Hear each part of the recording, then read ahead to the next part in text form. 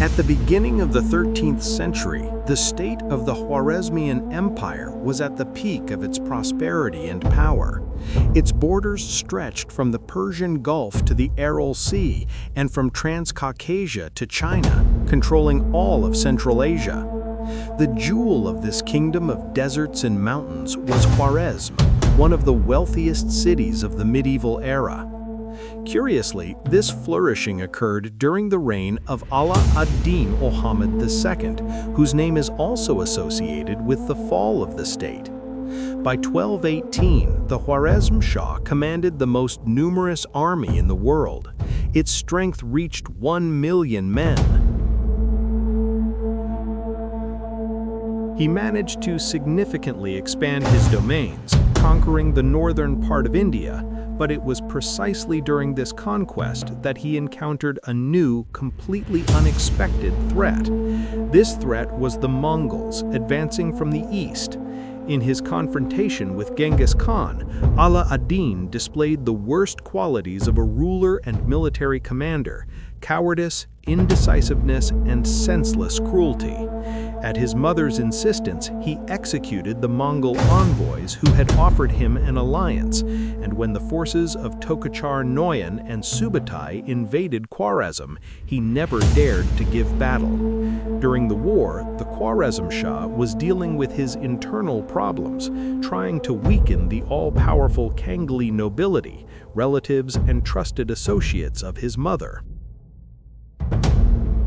He managed to execute several Kangli nobles, among whom were promising military commanders, and did not allow several parts of his army to unite, hoping that the Mongols would defeat them separately, thus ridding him of internal opposition. However, he still had to give battle. In 1218, a grand battle took place in which the Khwarazmian army stopped the Mongols, not defeated them, but rather held back their advance. Ala ad-Din owed his success in the battle to his 19-year-old son. Young Jalal commanded the right flank. He managed to crush the left wing of the Mongol army and, striking at the center, held back its assault on his father's positions. The Mongols withdrew, but just a few months later, Genghis Khan sent a 50,000-strong army to conquer Khwarazm. It advanced through enemy territory without visible effort. The Mongols encountered almost no resistance and easily captured cities. One after another, the wealthiest and most prosperous cities fell: Otrar, Khujand, Tashkent, Bukhara, Merv, Nishapur, Urgench, and finally the capital, Samarkand. All of this was accompanied by monstrous bloodshed. In Merv alone, about 500,000 citizens were massacred. Ala ad-Din did not come to the aid of his subjects. At the decisive moment, he fell into panic. The Khwarazmshah gathered an army to defend Samarkand, but for some reason retreated from the capital and went east. His men simply scattered. In just 1 year, Ala ad-Din transformed from the most powerful ruler of Asia into a destitute beggar. In the text about Subutai, we already told of his sad fate. The Khwarazmshah died on the tiny island of Abaskun in the Caspian Sea, where lepers had been exiled for centuries. According to legend, he became so impoverished that his last servant did not even have a scrap of cloth to cover the body of the fallen ruler. The Khwarazmian state ceased to exist, but not for Jalal ad-Din. At not yet 21 years old, Jalal ad-Din Menguberdi became Khwarazmshah. Only now his patrimony belonged to the Mongols. The young ruler was not intimidated. He declared himself Lord of Samarkand, wrote a letter to Genghis Khan in which he boldly demanded the return of everything that had been taken from him, gathered a detachment of 300 men and set off for Khorasan, a region in the northeastern part of Iran. Here, Jalal ad-Din won his first victory over the Mongols. He attacked a detachment of 700 horsemen, defeated them, and killed all but 2 men. These lucky ones were mutilated and sent to Genghis Khan as living confirmation of the young Khwarazmshah's very serious intentions. Khorasan became Jalal ad-Din's new base. From here, he sent messengers to all who were dissatisfied with the Mongols. Quite quickly, more and more warriors began to flock to his banners. Among others, one of his father's best commanders, Timur Malik, joined him. In a few months, the young Shah gathered a 70,000-strong army and marched with it straight to Samarkand. His army would have been even larger if not for the misfortune of his 2 younger brothers. They were marching to join Jalal ad-Din, but instead encountered a punitive Mongol detachment under Shigi Kutaku. He defeated them quite easily, and both brothers of the Khwarazmshah perished. Kotoku had to pay dearly for this killing. The 2 armies clashed at the Battle of Parwan, in which the Mongol commander was defeated. Jalal ad-Din skillfully used the terrain to his advantage. He positioned archers on the cliffs so they could shoot at the enemy from above. Kutuku's shock cavalry suffered enormous losses and could not break through the formation of the Khwarazmian infantry. When it retreated, Jalal ad-Din went on the offensive and completely destroyed Shigi's 30,000-strong army.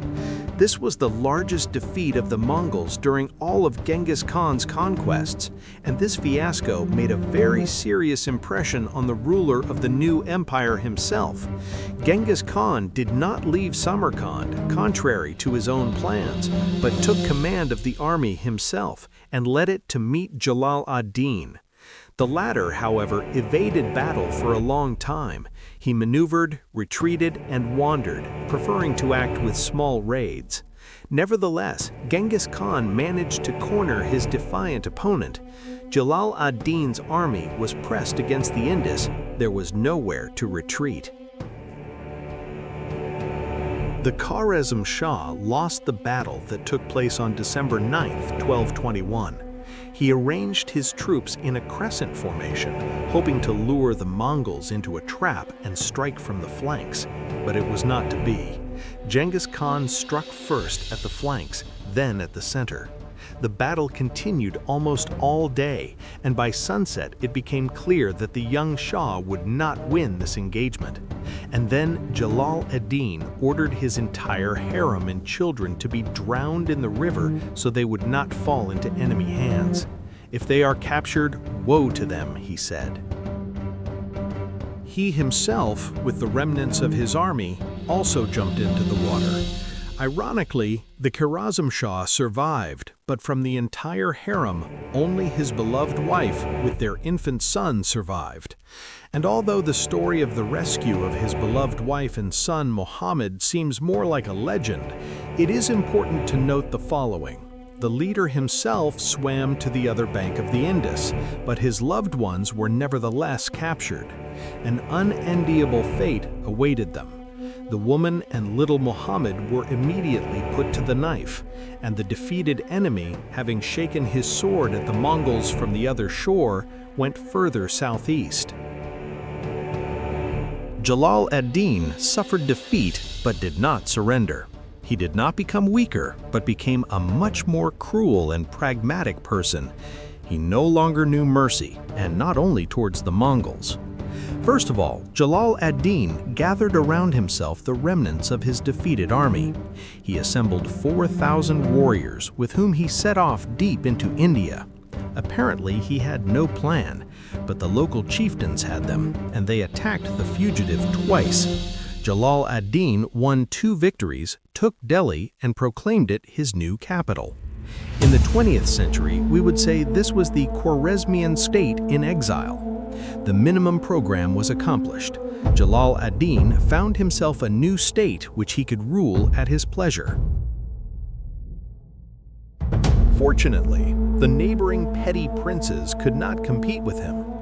The Khwarazmshah quickly expanded his possessions and even began to conduct raids on Iranian territory, outflanking the Mongols. Jalal ad-Din could not forgive Genghis Khan for the death of his loved ones. For 3 years, he accumulated strength for revenge and apparently did not even consider the possibility of remaining in Delhi. In 1225, he left India forever, embarking on his final campaign. His army invaded Transcaucasia, inflicted several defeats on the combined Georgian-Armenian army, and occupied several fortresses. The culmination of the invasion was the Battle of Garni, in which Jalal ad-Din defeated a 30,000-strong Georgian-Armenian army. Through cunning, he managed to lure them from advantageous positions on high ground. This was followed by the most brutal devastation of Tiflis and several more successful battles. Jalal ad-Din hoped to draw the Mongols onto himself, forcing them to fight him in the mountains, but they responded to him only once, sending a very small detachment to the city of Ray. Jalal ad-Din could be satisfied with local successes, but the campaign itself was going poorly. The Khwarazmshah had changed greatly, losing the ability to find allies. On the contrary, he multiplied his enemies. His men committed atrocities in the occupied territories, killing not only Mongol prisoners, but also the local civilian population. From a sensible politician, Jalal ad-Din turned into a revenge-obsessed exterminator of all living things. It is known that during the capture of Tbilisi, his men destroyed all the churches in the city. In the occupied territories, he imposed new taxes, which were collected through plunder. The Khwarazmshah's detachment would come to a settlement, announce to the local residents the sum they must produce, and then carry out forced confiscation. With each day, Jalal ad-Din strayed further from his stated goal. In 1227, Genghis Khan died, and the Khwarazmshah never met him again on the battlefield. In 1228, the Mongols created a coalition. Against the cruel conqueror, together with the Mongols, also stood the Sultanate of Rum, Cilician Armenia, and even Egypt, which then had extensive possessions in Asia that could come under attack at any moment. The final chord was a revolt in the regions controlled by Jalal ad-Din. He suppressed the revolt, of course, and naturally did so with particular cruelty. However, this was his last victory. Soon he suffered defeat from the Armenians and twice from the Rum Sultan Kaikubad. With the remnants of his army, Jalal ad-Din attempted to break through to India, but was met by the Mongols and defeated again. Everything that happened next was an agonizing death throes. Jalal ad-Din spent more than a year on the run. He rushed around Iran, Syria, and Turkey trying to find allies. He apparently even sent messengers to the Crusaders, who were still somehow holding several cities in the Middle East. For some reason, no one wanted to provide him with support. Meanwhile, the remnants of his army were scattering, just as people had once fled from his father. The goal for which the Khwarazmshah had fought, and for which he had raised a rebellion, had long been forgotten by him. Not to mention that the return of his former possessions had now become a completely impossible task. The Mongols eventually picked up the fugitive's trail and sent a pursuit. Jalal ad-Din took refuge in the mountains of eastern Turkey and lived out the last days of his life in a cave. It was here that death overtook him. The Shah was killed by a certain Kurd whose name history has not preserved. The motives for the murder also remain unknown. Either the Kurd was acting on Mongol orders, or he was avenging the death of his relatives, or he simply wanted to rob Jalal ad-Din, not knowing who he was.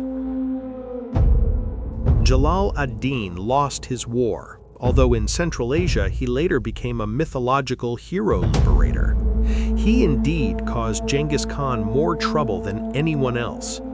The young Khwarazmshah disrupted the plans of the great Khan and made him work hard, inflicting on the Mongol army the most significant defeat in the glorious period of its history. However, Jalal ad-Din lost the only direct confrontation.